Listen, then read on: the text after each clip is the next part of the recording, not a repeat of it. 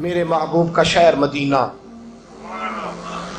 ایک آدمی، ایک صحابی جہاد کو نکلے، اپنی بیوی سے کہنے لگے میں جا رہا ہوں، میری اجازت کے بغیر گھر سے نہ نکلنا. اور حدیث میں موجود ہے، امام ذہبی حدیث لائے ہیں، فرمایا قیامت کے دن اس کے پیر گلے سے لپٹے ہوں گے، اس کے پیروں کو گلے سے باندھ دیا جائے گا. یہ کون عورت ہے؟ رب فرمائے گا یہ وہ تھی جو خامد کی اجازت کے بغیر گھر سے نکلا کرتی تھی، بغیر اجازت کے گھر سے نکلتی تھی. سید عالم صلی اللہ تعالی وسلم، بڑی عجیب حدیث ہے، میں پڑھتا ہوں تو رو پڑھتا ہوں. حضور حضرت فاطمہ کو لینے گئے، شادی کے تیسرے دن حضور لینے گئے.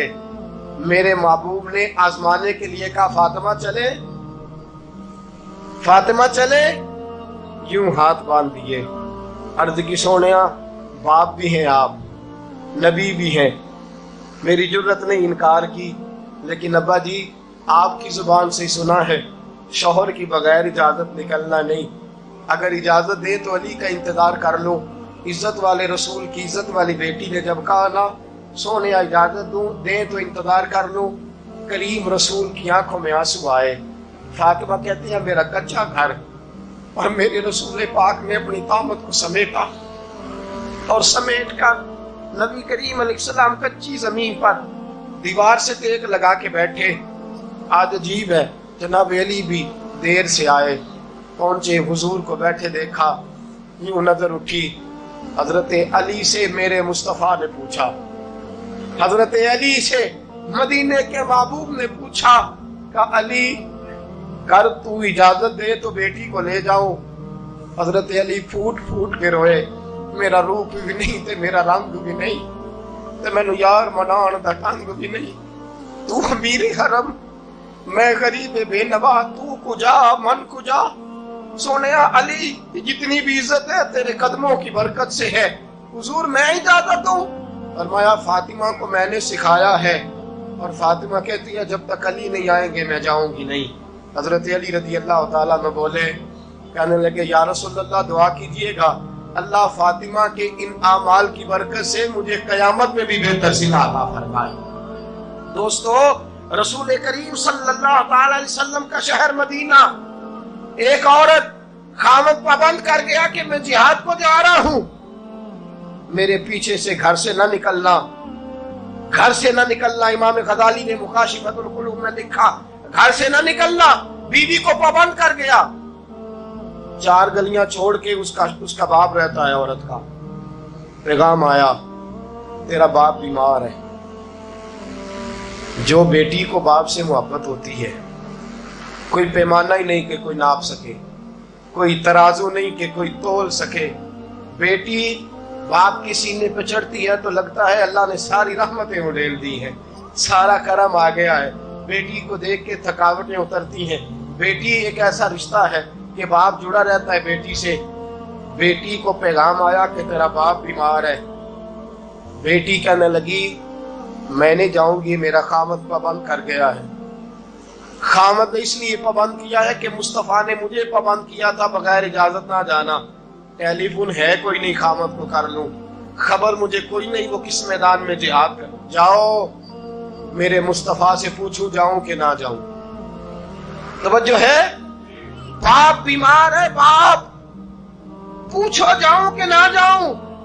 رسول پاک نے فرمایا اس سے کہو خامد کی اطاعت کرے گی تو اللہ بہتری جزا عطا فرمائے گا. باپ بیمار ہے، خامد کی اطاعت کرے گی تو جزا بہتر ملے گی. 2 دن کے بعد پھر پتا چلا باپ زیادہ بیمار ہو گیا. دوستو کڑی بات، حضور جاؤں کہ نہ؟ فرمایا خامد کی اطاعت کرے گی تو بہتر جزا ملے گی.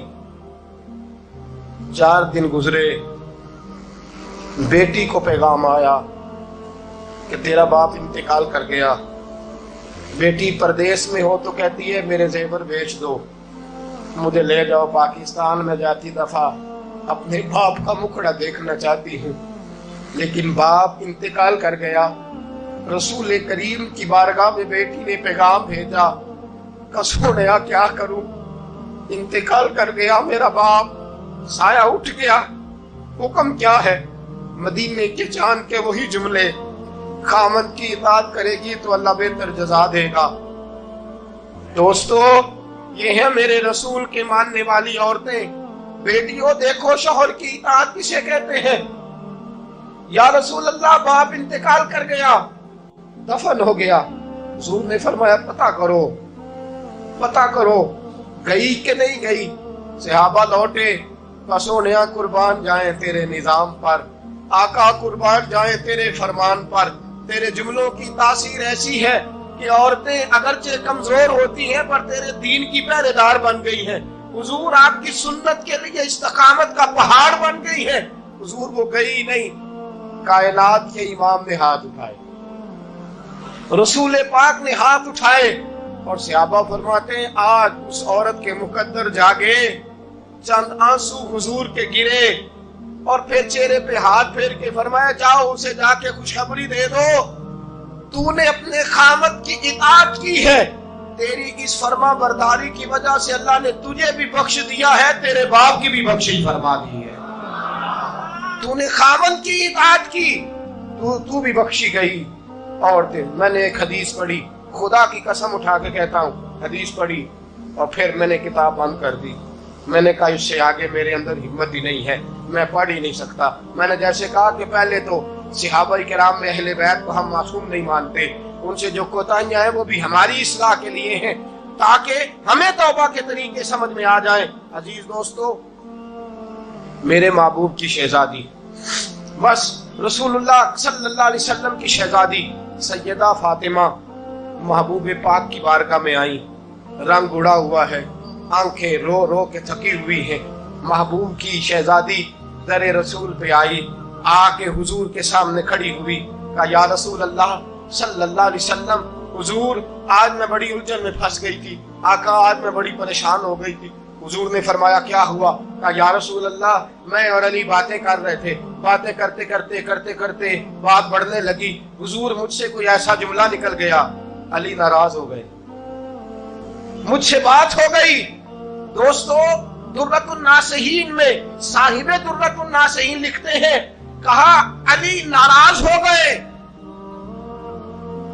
سیدہ فاطمہ فرماتی ہیں میں نے 70 چکر لگائے علی کے کمرے کے۔ کتنے؟ بیٹیوں، خامن کی اطاعت میں تمہاری جنت ہے، اور ماں باپ بھی ذرا خیال کریں، مائیں بھی ذرا خیال کریں۔ میرے رسول پاک نے فرمایا جو کسی عورت کو اس کے خامن کے خلاف بھڑکاتا ہے، جو کسی عورت کو اس کے خامن کے خلاف بھڑکاتا ہے، اللہ اسے جنت کی خوشبو بھی عطا نہیں کرے گا، چاہے اماں ہی مشورے دے رہی ہو، چاہے کوئی مشورہ دے رہا ہو، خامن کے خلاف جو بھڑکاتا ہے۔ سید عالم صلی اللہ علیہ وسلم کی صاحبزادی کہتی ہے میں نے 70 چکر لگائے، سونیا میں نے علی کو راضی کیا، حضور علی راضی ہوئے ہیں تو خبر دینے آئی ہوں، بس اس سے زیادہ بڑی بات اور نہیں مل سکتی۔ دل کے کان کھولنا، ذرا جاگنا، ذرا اٹھنا، ذرا ٹیک چھوڑنا، ذرا غور کرنا، یہ کیا جملے بول دیے میرے رسول نے۔ حضور نے فرمایا فاطمہ، یہ وہ فاطمہ ہے کہ جو جنتی عورتوں کی سردار ہے، یہ وہ فاطمہ ہے جن کا دوپٹہ اگر کبھی واضح ہو جائے تو سورج منہ چھپا کے نکل جائے، یہ وہ فاطمہ ہے کہ صبح قیامت آواز آئے گی، نبیوں ولیوں غوثوں کتبوں ابدالوں گردنیں جھکا لو، نظریں بند کر لو، محمد کی بیٹی فاطمہ کی سواری گزرنے والی ہے۔ الفاطمہ تو بدعت منی، الفاطمہ تو سیدۃ النساء اہل الجنہ۔ حضور نے فرمایا فاطمہ تو نے اچھا کیا، علی کو راضی کر لیا، اگر علی تجھ سے ناراض رہتے اور تیرا انتقال ہو جاتا، حضور فرماتے ہیں فاطمہ میں تیرا جنازہ نہ پڑھتا۔ فرمایا میں اس سے بڑی بات کہاں سے لاؤ گے، اس سے بڑا فکرہ کہاں سے لاؤ گے؟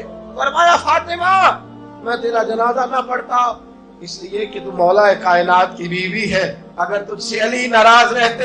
اور پھر میرے حبیب نے فرمایا جس کا خامد اس سے راضی ہوتا ہے اس کا اللہ بھی اس سے راضی ہوتا ہے۔